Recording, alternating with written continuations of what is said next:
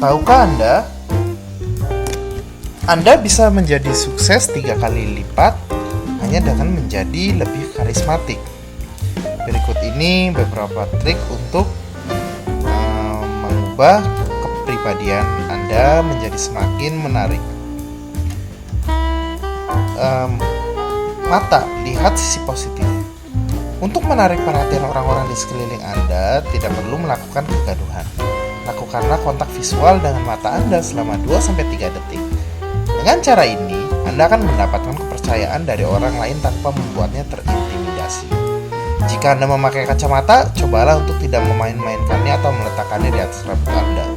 Karena dengan begitu, Anda akan mengalihkan perhatian orang lain. Lakukan ketika Anda melakukan presentasi di kantor atau di depan grup kecil. Mulut, apa yang tidak Anda katakan. Jadilah seorang maestro pembicara di hadapan orang lain dengan menggunakan pause. Ketika Anda ditanya sesuatu, tunggu 2 detik sebelum menjawab. Dengan demikian, Anda akan mendapatkan perhatian orang lain di sekitar Anda. Apapun yang Anda katakan, sampai dengan lebih mantap ke sel-sel otak mereka. Dan sementara Anda menjelaskan atau menjawab pertanyaan, jaga agar wajah Anda dalam keadaan rileks. Dan tentunya jangan sampai mulut Anda ternganga. Apalagi jangan mengunyah permen karet. Lakukan ketika Anda menegosiasikan suatu kontrak, termasuk kontrak pekerjaan baru Anda. Lengan, buka lengan dengan lebar. Lakukan gerakan dengan membuka lengan Anda untuk memberi aksen pada kata-kata kunci Anda. Gerakan juga bahu Anda untuk memberi efek lebih besar. Wajah, bacalah yang tersirat. Ketika Anda ingin dekat dengan seorang wanita atau pria, Anda mesti membuatnya merasa bahwa Anda berdua sudah mempunyai semacam rasa keterikatan. Dia akan merasakan jika Anda bisa mengerti sisi emosionalnya. Mengangguk, tersenyum, atau mengernyitkan alis secara sinkron dapat mengundang simpati dia, sehingga dia akan mempercayai Anda. Hati, pakailah perasaan. Penelitian dari Oregon State University menemukan bahwa karisma dan kecerdasan emosional saling berkaitan. Orang-orang karismatik di dunia mengatakan bahwa mereka merasakannya sebelum memikirkannya. Itu membuat mereka tampil lebih manusiawi dan akrab. Anda perlu memperkaya kosakata dengan kata-kata seperti "saya percaya bahwa" atau "saya bisa merasakannya kalau". Setelah itu, perhatikan bagaimana segalanya menjadi lebih baik bagi Anda. Lakukan ketika Anda bertemu dengan orang lain. Kaki, daya tarik fisik. Gunakan postur atletis untuk menambah karisma Anda. Olahraga kompetitif merupakan satu hal yang bisa mengundang kekaguman orang lain. Kita cenderung mengaitkan bentuk tubuh dan kekuatan fisik dengan kesuksesan dan kemampuan mental.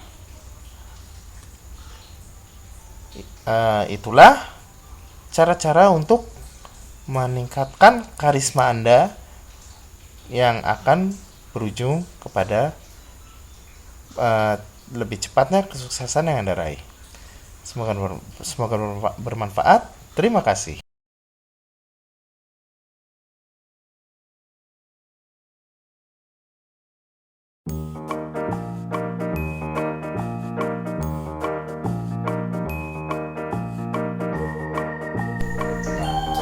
Oke, kali ini kita akan membahas tentang bagaimana caranya mempercepat kekayaan untuk datang kepada kita.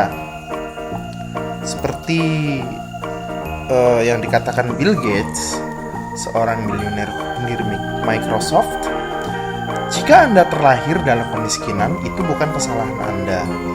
Tapi jika Anda mati dalam kemiskinan, itu adalah kesalahan Anda. Berikut ini kami akan memberikan beberapa langkah yang dapat Anda lakukan untuk terjadinya percepatan dalam kekayaan Anda. Langkah pertama yaitu lacak pengeluaran Anda.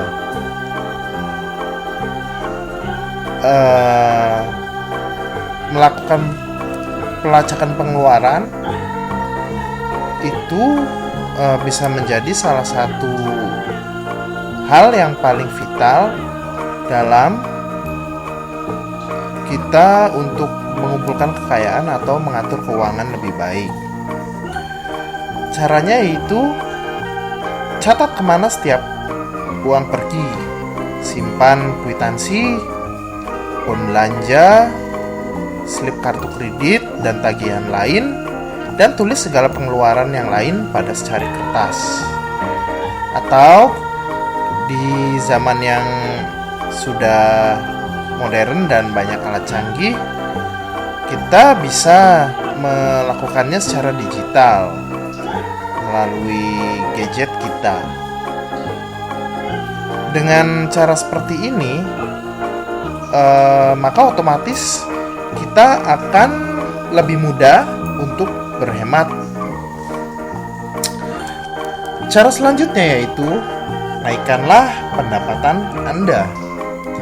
Jika Anda termasuk karyawan yang berharga dan begitu sibuk bekerja sehingga tidak punya waktu untuk membuat strategi gaji dan saat ini sedang membutuhkan dana, maka inilah waktunya untuk membuat rencana. Perlu diingat, sebaiknya siapkan perencanaan yang matang. Buat daftar terperinci yang spesifik tentang prestasi Anda. Fokuskan pada bagaimana Anda telah mendongkrak perusahaan hingga menduduki posisi teratas, sementara terjadi banyak pemotongan anggaran dalam bisnis. Jangan lupa juga untuk fokus pada bagaimana Anda telah membantu mengembangkan bisnis, mengembangkan proyek-proyek baru, atau menerapkan strategi baru. Bila Anda seorang pengusaha, naikkan bayaran Anda jika Anda belum melakukannya dalam 6 bulan terakhir. Tulis surat pada semua kontrak dan klien Anda. Cobalah untuk berkompromi, ungkapkan keinginan Anda untuk menjaga mereka sebagai pelanggan. Mereka akan tetap tinggal jika mereka memang sudah senang dengan layanan produk Anda. Cara selanjutnya yaitu lawanlah dorongan untuk berbelanja. Lebih baik uangnya ditabung atau diinvestasikan. Yang paling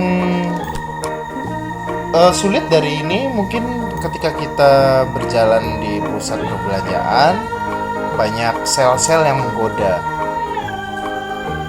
Jadi caranya adalah Anda harus mengantisipasi semua pembelian yang berujung hanya pada pelepasan hormon dopamin atau hormon yang membuat perasaan enak. Untuk melawan naluri ini, jangan membuat keputusan untuk menentukan pilihan yang penting ketika Anda sedang tegang atau lelah, karena Anda akan cenderung untuk membuat keputusan tergesa-gesa. Berikan diri Anda waktu untuk berbelanja sesuatu yang harganya mahal. Misalkan Anda menunggu setidaknya sampai beberapa hari untuk membeli sesuatu yang harganya lebih dari misalkan 2 juta rupiah. Ada baiknya uang tersebut Anda alihkan untuk investasi yang lebih berguna untuk masa depan Anda. Cara selanjutnya yaitu memiliki dana cadangan atau emergency fund. Bentuklah tabungan atau deposito sejumlah 3-6 kali pengeluaran keluarga per bulan untuk mengantisipasi pengeluaran tak terduga akibat musibah atau bencana yang menyebabkan terjadinya pengeluaran atau kerugian finansial.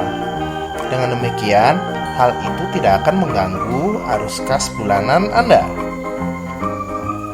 Dalam kondisi perekonomian yang stabil, Anda setidaknya harus menyimpan senilai 6 bulan pengeluaran guna berjaga-jaga dalam kasus seandainya Anda terkena PHK.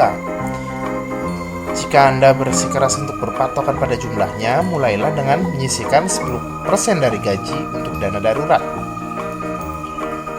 Cara yang terakhir, kurangilah cicilan dan mulailah berinvestasi. Berinvestasi membuat Anda memiliki tujuan dari penggunaan uang, dan hasil investasi benar-benar dapat terlihat dari aset yang berhasil diakumulasi. Langkah ini membuat Anda lebih menghargai uang dan mengarahkannya kepada pencapaian tujuan keuangan di masa depan. Selain itu, batasilah cicilan utang bulanan. Kewajiban cicilan utang bulanan seperti cicilan kendaraan, cicilan tempat tinggal, barang-barang elektronik atau rumah tangga juga termasuk cicilan kartu kredit. Jika ditotal, semuanya sebaiknya tidak melebihi 30% dari penghasilan bulanan. Kalau cicilan bulanan terlalu besar, maka ada kemungkinan kita akan kewalahan dalam membayarnya. Ya, itulah beberapa langkah yang perlu diperhatikan untuk membangun kekayaan kita. Semoga bermanfaat. Terima kasih.